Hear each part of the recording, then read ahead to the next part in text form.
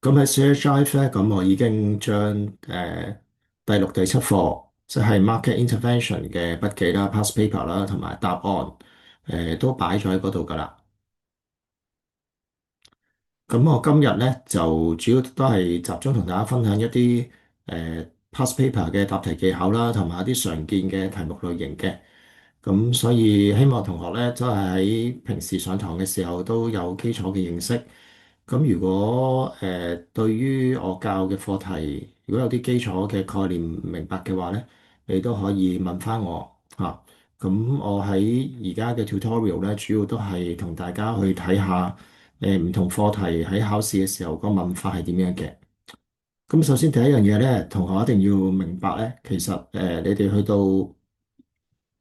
S5啦，或者可能去到今個學年嘅下學期啦，即係應該可能去到5、6月嘅時候咧，有機會咧，如果教晒 Book One、Book Two 嘅話咧，你就會開始學 Book Three 嘅。咁去到 Book Three 嘅第15、16課咧，其實你會再學多一次 Demand Supply，同埋第16課會再學多一次 Market Intervention。即係呢五種嘅市場干預嘅政府干預嘅，咁點解會再學多一次咧？就係因為其實我哋嗰個學習個重點會 shift 咗嘅，係啦。咁由於你而家未學啦，咁所以我暫時今日就唔再講，即係唔講第16課，即係 Book Three 嘅時候嗰個學習重點其實會轉移咗喺邊一度。咁但係咧，當大家去做呢一課嘅 past paper 咧，有機會咧，亦都幾大機會咧。尤其喺 MC 嗰度咧，你會見到有啲嘅選項咧，有啲 option 咧，其實你係未學嘅嚇。咁我就會話翻俾你知，亦都會喺我嘅筆記裏邊咧，會用紅筆啊，會 highlight 咗某啲 option 咧，其實你未學嘅。咁但係喺好快日子，可能喺5、6月或者可能新學年嘅9月咧，你都會喺學校嗰度學到噶啦。嗱，咁其實有啲乜嘢喺一課裏邊需要留意嘅咧？你望一望嗰個考試嗰個分佈先。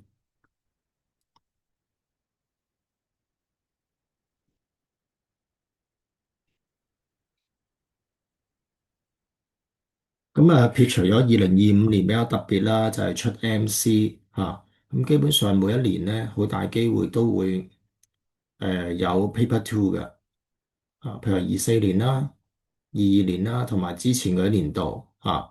咁所以呢一個部分其實都係一個好熱門嘅課題。咁就算你話，咦，好似都有啲年份冇出Paper Two 喎，點解咧？就係因為佢會喺第16課嘅時候問嘅，即係話咧佢個 focus 咧就會問咗第16課到時講嘅一個叫做效率或者叫做 efficiency 嘅課題，即係嗰個 focus 咧就會轉移咗去 efficiency。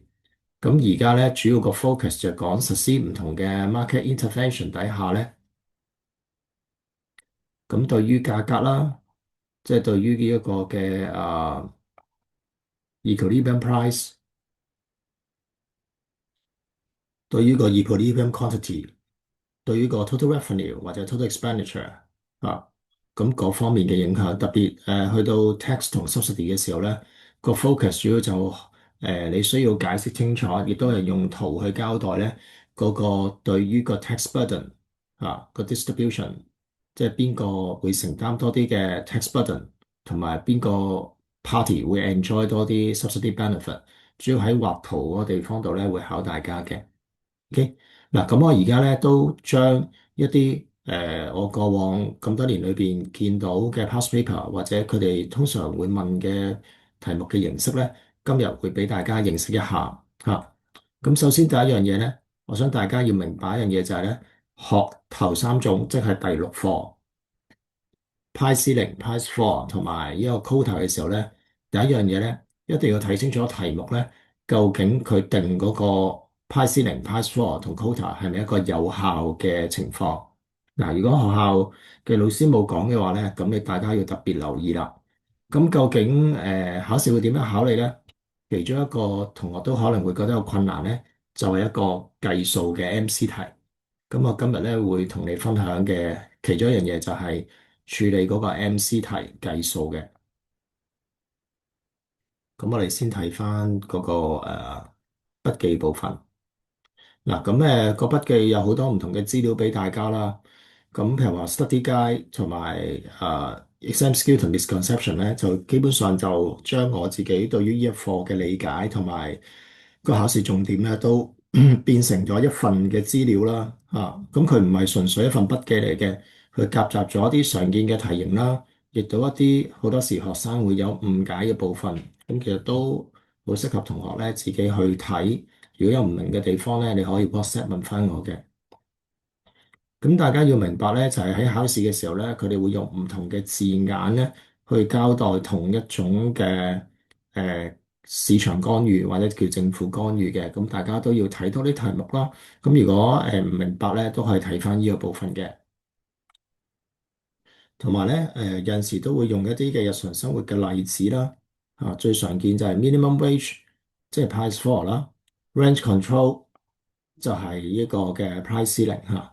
咁所以大家都要熟悉一啲現實世界出現嘅一啲個案。咁其實喺 past paper 亦都會見到嘅。好，咁我哋直接落去睇第一隻成日考嘅題型啦。無論係出圖啦，或者係計數都好啦。咁其實佢都會問你咧。即係你要 check 下咧，究竟咧嗰個情況咧，又係咪一個有效嘅 market intervention 嘅？咁你會見到咧，我哋都打咗一啲相關嘅年份喺度嘅。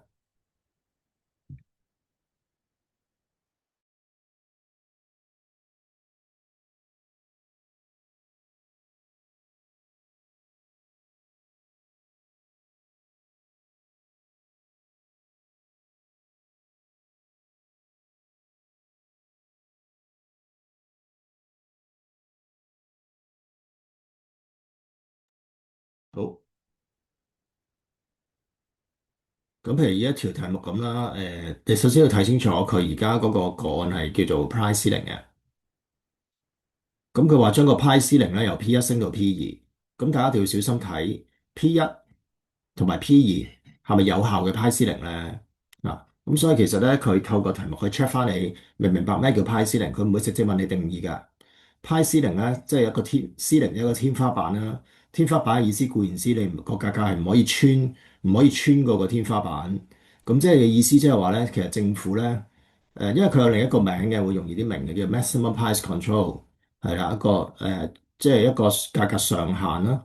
價格上限固之然就係你要明白翻政府實施呢啲嘅干預嘅目的啦，就係認為而家嘅 equilibrium price 太高，所以政府咧就 set 一個 maximum price 或者叫 price ceiling。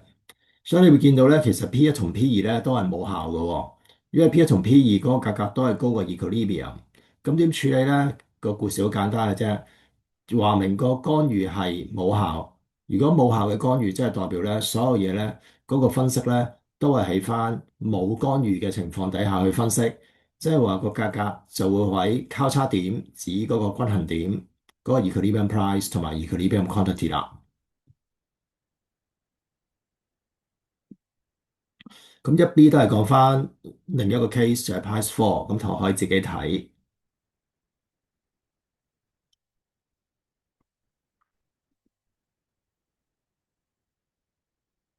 咁呢一個第四點咧就係講緊如果佢有圖嘅時候，究竟點樣分析價格啦、交易量啦同埋 total revenue 嘅。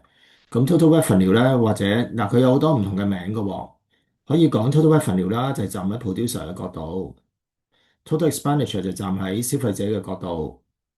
跟住 total income，如果嗰個題目係講緊 labour market 嘅時候咧，佢就會用 total income。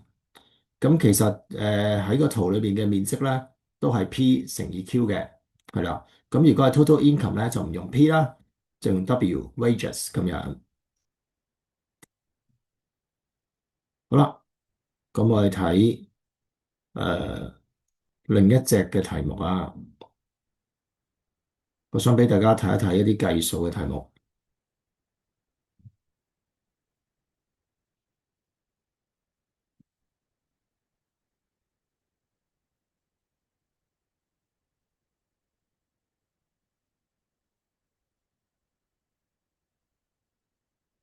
咁或者我哋直接去睇 past paper。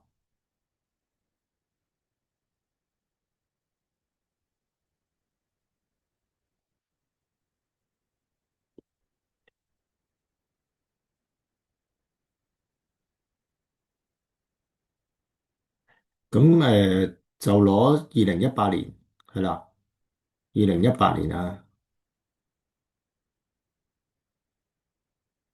咁做一個示範啦。咁無論嗰條題目係關於 Pi-C0、Pi-4 或者 Quota 都好咧，咁以下都係一啲嘅處理嘅步驟嚟嘅。咁我都想同大家分享一下嘅。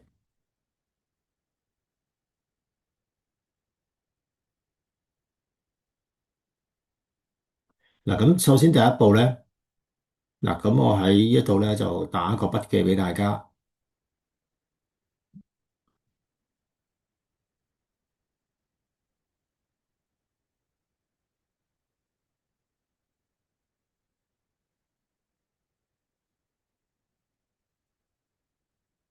咁首先咧就揾翻原先嘅 equilibrium price PE 啦，同埋 equilibrium quantity。咁咧一眼望落去咧，大家都知道啦，就係10蚊同埋呢一個嘅100件。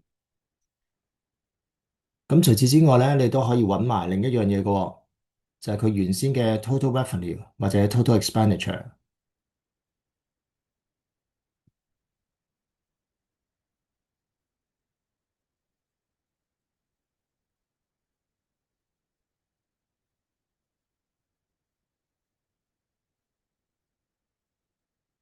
咁未有政府干預嘅時候咧，老闆收到嘅錢即係 total revenue 啦，其實即係等於我哋消費者俾出去嘅錢嘅，佢兩者係冇分別㗎。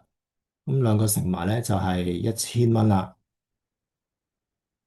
好，嗱，點解要咁做咧？就正如回應翻我頭先所講啦，因為有機會咧喺考試嘅時候咧，佢係會問你嗰個 Pi-C0或者 Pi-4或者 quota 咧，會由某個價格或者某個數量去到某個價格或者某個數量嘅。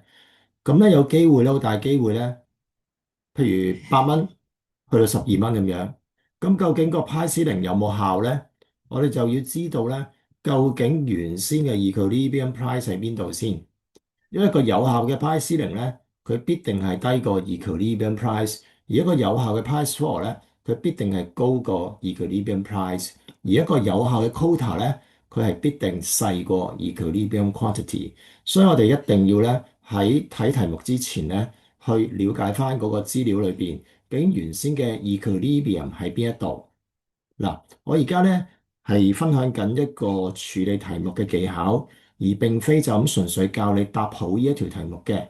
所以嚟緊喺考試嘅時候，你見到一個要計數嘅題目，無論佢係問緊你邊一種嘅 intervention，因為tax 同 quota 咧就唔tax 同 subsidy 就唔會問你有冇效噶啦，因為實施稅或者實俾補貼咧就一定有效嘅。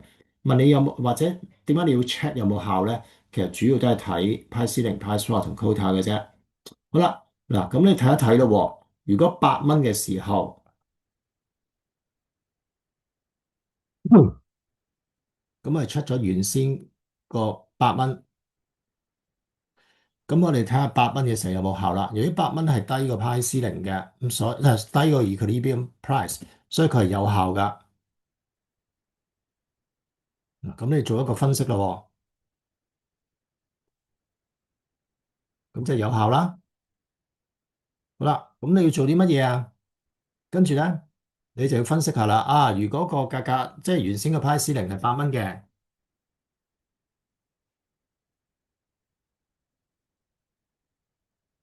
咁佢係細過 equilibrium price 啦，所以佢係有效嘅。咁所以你就可以揾到咧。嗱，我哋先睇翻8蚊嘅時候。嗱，有啲乜嘢要做啦？嗱，我再講多次。我同大家分享，無論嗰條係 past paper 或者啲 typical question 都好咧，我係教緊大家一個分析嘅方法，而唔係單單純粹教你做好呢一條噶。嗱，所以咧，如果你將來再出去揾補習老師好，或者出去補習社都好咧，如果嗰個老師純粹係教你做好嗰條題目咧，其實係唔夠噶喎。你需要係掌握一套嘅分析嘅工具。你習慣咗有個分析工具，到時做一條新嘅題目咧，你都有一個工具或者有個 approach 咧，去了解嗰個個案嘅。嗱，所以我哋唔急於去揾邊個啱邊個錯，因為如果你跟住老師而家我教你呢個方法嘅話咧，你必定揾到正確嘅答案，亦都可以揾到晒喺有機會問你嘅可能嘅答案。嗱，如果派司令係8蚊，咁你分析咗啦，佢係有效嘅。嗱，大家都熟㗎啦。如果係一個有效嘅派司令咧，佢會出現一個現象嘅喎，就叫做 shortage 或者叫做 excess demand。咁可以睇下啦。咁啊，excess demand 有幾多咧？而家你會見到咧，8蚊嘅時候 QD 係120。嗱，QD 係120，就大過 QS 80㗎。咁所以個 shortage 咧就會有40件啦。OK，好啦，另一樣嘢咧，好多同學都唔識或者係唔係好明嘅，就係咁8蚊嘅時候個交易量究竟係120定80咧？咁就必定係細嗰個數量嘅。個原因好簡單嘅啫，就係因為顧客就想買120件，但係生產者因為而家被逼賣平啲啦，所以佢只要係願意去供應80件，所以最後賣出嘅數量就只係80件。咁即係話有部分嘅顧客就買唔到啦。嗱，咁所以其實你知道晒呢幾樣嘢嘅話咧，其實佢無論條題目問你乜嘢都好咧，其實你都可以計到嘅。最後一樣嘢就係 TR 或者 TE 啦，就係將8乘以80，就係640蚊啦。OK，好啦，我哋睇埋個 new price ceiling，做嘅嘢一樣，我哋個分析工具一樣。咁而家咧個 price ceiling 去到12蚊，嗱，小心啦，你會發現呢一個新嘅 price ceiling 咧係高過原先嘅 equilibrium，咁所以個分析就係冇效啦。嗱，正如我頭先所講，一個冇效嘅 price ceiling 咧。咁即係話個價格由8蚊就唔會升到上12蚊㗎啦，因為所有高過10蚊嘅派 c 零或者10蚊或以上嘅派 c 零咧，全部都係廢嘅。所以咧，唯獨是係9蚊、8蚊、7蚊咧個派 c 零先係有效。咁而家個派 c 零先12蚊，即係廢㗎啦。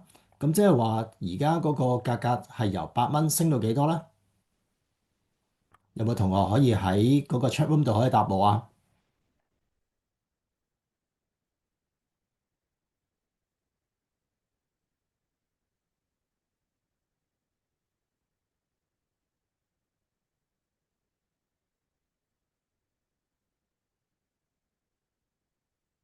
係啦，只係升到10蚊嘅啫。咁所以咧，新嗰個價格就會去翻 equilibrium 個水平，新嘅交易量亦都等於翻100件。咁頭先我哋都計過啦，TR 或者 TE 咧就係1000蚊。嗱，咁我哋做完噶咯喎。因為喺題目裏邊可以問你嘅嘢都問晒啦，價格嘅改變、交易量嘅改變，OK，有冇 shortage，有冇 excess supply，全部嘅嘢我哋計晒出嚟，TR、TE 全部計晒出嚟啦。嗱，咁我哋比較下啲數字咯喎。咁咧，我哋比較下 TR 先。咁你見到咧個 TR 同 TE 由640就增加到1000嘅，咁就增加咗360蚊。OK，咁個交易量由80件增加到100件，咁就增加咗20件。咁而價格由8蚊增加到10蚊，咁就增加咗2蚊。咁其實可以問你嘅就係咁多啦。啊，咁你要知道價格嘅改變啦，升咗2蚊啦，交易量嘅變動升咗20件，而嗰個 total revenue 或者 total expenditure 咧就加咗360蚊。係啦，咁我哋睇下邊個係正確嘅答案。好明顯，答案就係 C for cat 啦。嗱，所以你會見到咧，我同大家去分享啲 past paper 或者 typical questions 咧，我係唔會斟酌於究竟佢俾咩 option 嚟㗎。因為如果你跟翻而家我教你嘅一個嘅分析嘅框架或者步驟嘅話咧，任何可以問你嘅 option，你都會知道邊個啱邊個錯。嗱，呢個先係最重要嘅。所以如果你想攞 Level Five 或者更好成績嘅同學咧，你必定係要識得去有一個分析嘅工具或者一個框架咧，去幫自己咧去梳理嗰條題目。同埋其實考評局出咗咁多年嘅題目咧。如果有俾心機溫習嘅同學咧，大概都知道咧，佢喺咩地方咧係令到某部分嘅同學咧係答唔到嘅。OK，咁因為時間嘅關係啦，咁我就只係做一條嘅示範。嗱，同學你可以再做2年嘅 MC16。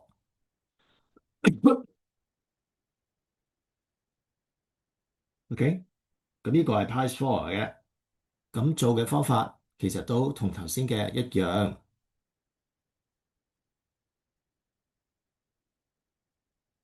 另外19年嘅 MC16係關於 quota 嘅。咁所以如果今日有時間去溫習嘅話咧，你可以一次過做埋呢兩條嘅計數嘅題目。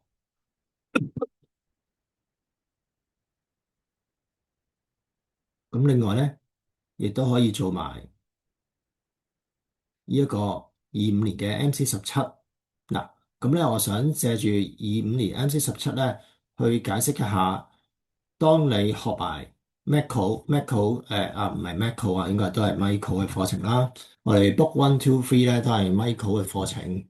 佢都係講緊咧某一個市場或者某一個即係某一班嘅消費者或者某一個嘅firms 佢點樣做一啲嘅決定。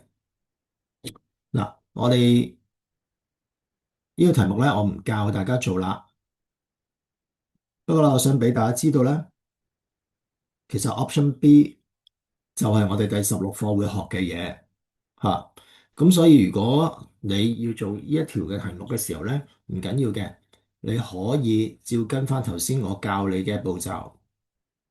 先揾 equilibrium price 同 quantity 就係10蚊300件，跟住而家望一望個配額啊。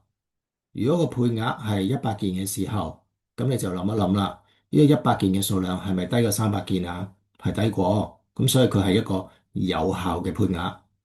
咁跟住你就要揾翻晒價格嘅變動啦，交易量嘅變動，TR 同 T 嘅變動。咁由於咧呢個個案咧，quota 或者 price floor 都好啦，價錢會上升，而交易量會跌，咁所以乘埋個 T 或者 TR 咧，其實係 depends on，即係嗰個升跌咧係 depends on 個需求彈性嘅。咁所以咧呢條題目咧，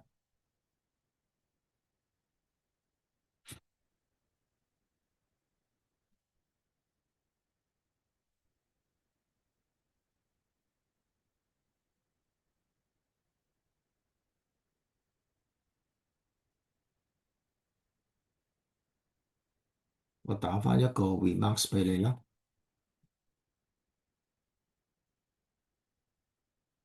除咗 price ceiling 之外咧，其實所有嘅個案咧，譬如話 price floor 啦。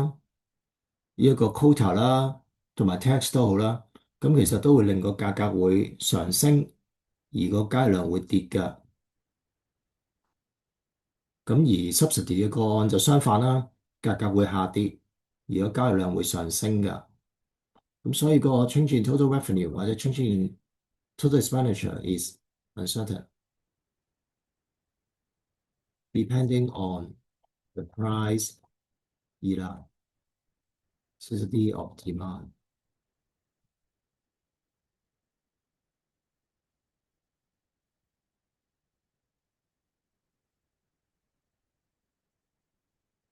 咁另外24年嗱，你見到咧，如果有一啲嘅 option 佢係牽涉到第16課嘅一啲嘅概念嘅話咧，我都會特別喺嗰條題目度標明嘅。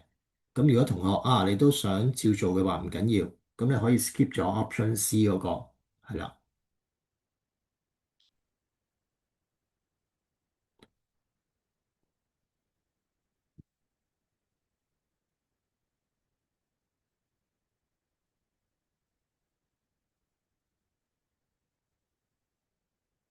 咁咧23年16條咧都係一條好好嘅題目嚟嘅。嗱，點解佢咁講？點解我咁講咧？因為咧，你留意下喎，喺一條嘅題目裏邊咧，佢問咗你四種嘅市場干預：price ceiling 啦、quota 啦、subsidy 同埋 tax 嘅。嗱，咁可以點處理咧？你需要一個 table 可以幫下你嘅喎。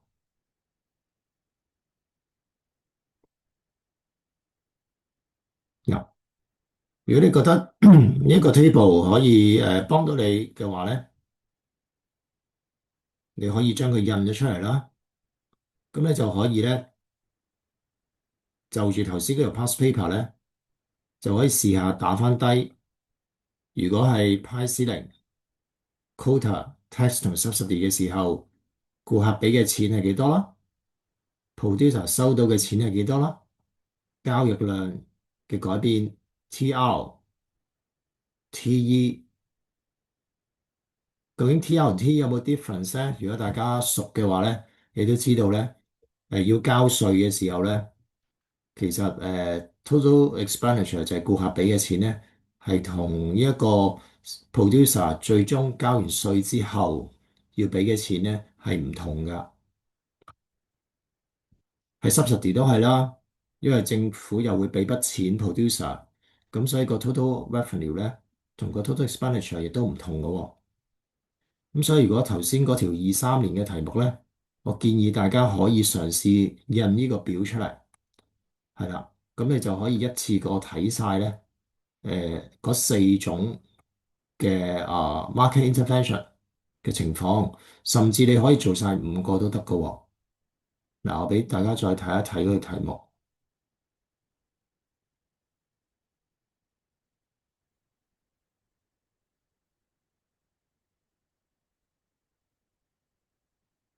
嗱，就23年 MC16。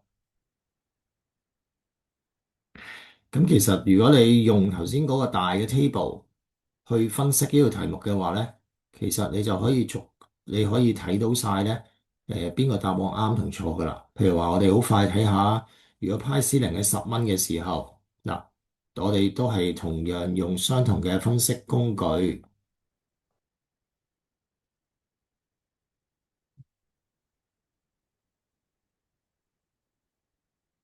原先就25蚊嘅，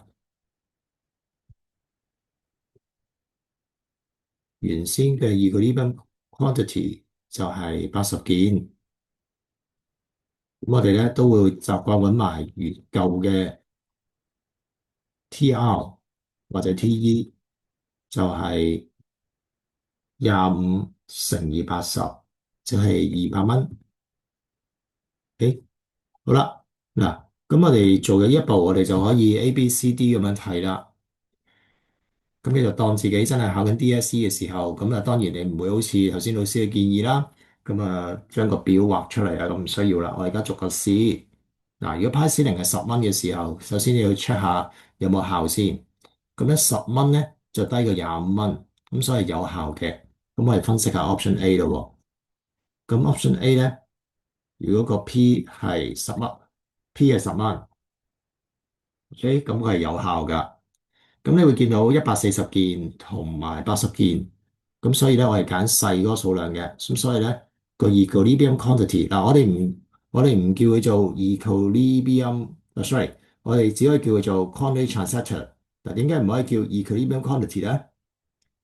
因為呢個現象出現咗 shortage 㗎，佢係一個叫 disequilibrium 嘅狀態，所以嗰個 Q 咧我哋只可以叫佢做 QT 交易量。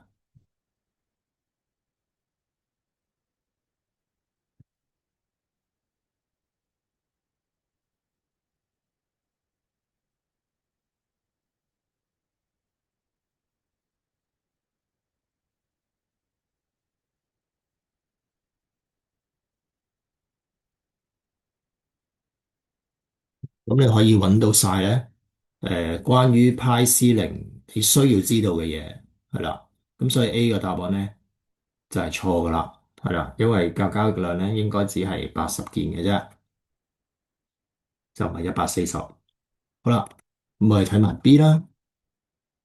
咁亦都睇一睇啦，quota 係40件嘅時候，究竟佢有冇效啊？咁佢係細過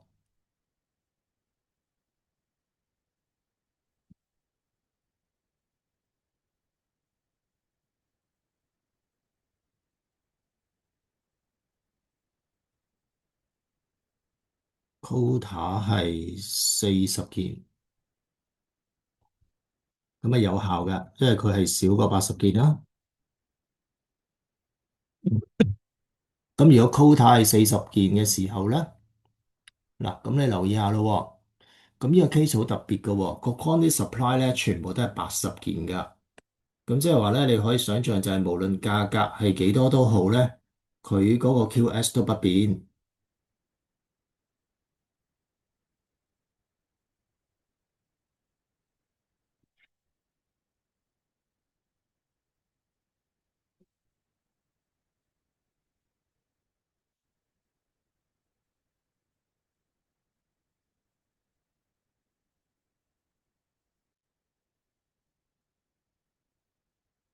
即係代表咩咧？嗱，我哋如果學翻嗰個二立七十 supply 咧，就係零啦。零嘅意思即係個 QS 對於價格變動係冇反應嘅。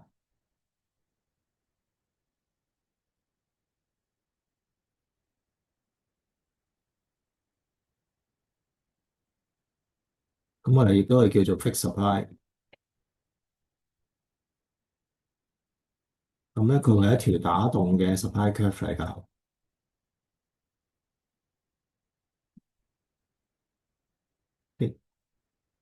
嗱，咁如果係咁嘅話咧，咁其實我哋照分析啦。咁如果係40件，嗱，咁究竟嗰個價格係幾多錢啊？如果係40件嘅時候，嗱，咁而家個數量係40件啦。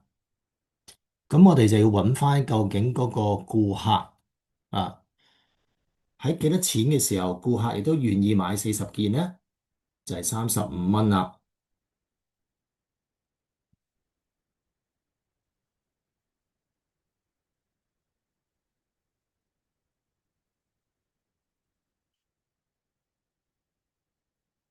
咁因為你見到35蚊嘅時候咧，需求量係40件，係啦。咁如果你即係諗翻嗰個圖咧，會容易啲明嘅，就係因為當實施咗配額之後咧，其實我哋都要揾翻新個均衡點嘅。